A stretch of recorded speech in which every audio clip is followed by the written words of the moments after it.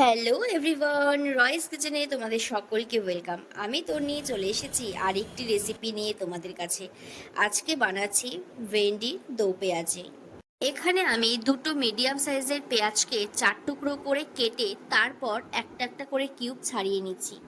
ঠিক এরকমভাবে আমি যেরকম দেখাচ্ছি ঠিক সেরকমভাবেই কিন্তু প্রত্যেকটা পেঁয়াজকে করে নিতে হবে। এরপর এখানে আমি ভেন্ডি নিয়ে নিয়েছি, যেটাকে ভালো করে পরিষ্কার জল দিয়ে আগে ধুয়ে নেবে। এরপর ভেন্ডির সামনের এবং পেছনের অংশটাকে কেটে দিয়ে আমরা ছোট ছোট কিউব করে কেটে নেব। যদিও আমার প্রথমে দু একটা কিন্তু একটু বড় সাইজের কাটা হয়ে গেছে, আমি কিন্তু পরে আবার সবগুলোকে ঠিক করে নিয়েছিলাম।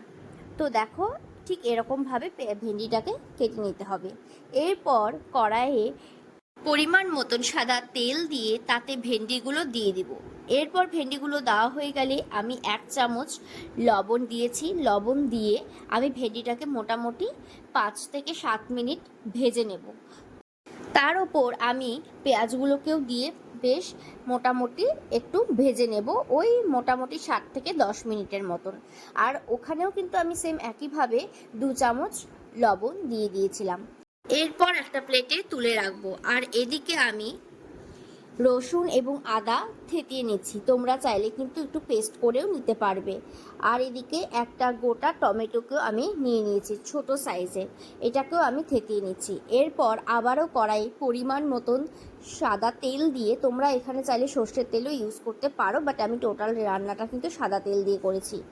তারপর তেলটা গরম হয়ে গেলে সেখানে গোটা জিরে ফোড়ন দিতে হবে। আর তোমরা চাইলে কিন্তু গোটা জিরের পরিবর্তে তোমরা কালো জিরেও ইউজ করতে পারো।